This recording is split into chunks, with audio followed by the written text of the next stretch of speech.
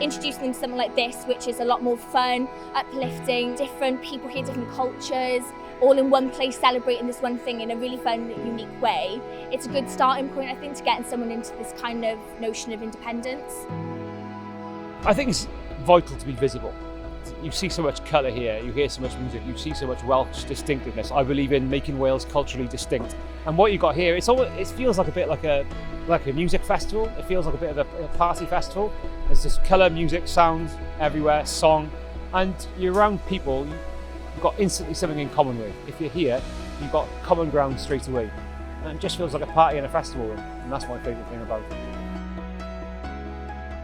Wales isn't working under the UK and under Westminster, and that not only is an independent Wales sort of needed or wanted because of our history under the Union, but also for the future of our country.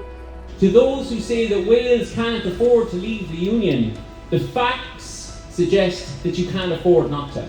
Liz Truss's trickle-down economics, as we all know, won't trickle beyond the M25. Pan ma'n sy'n da mor ofn yn colli o'i undeb un ochr. Annibyniaeth yw'r unig ffordd.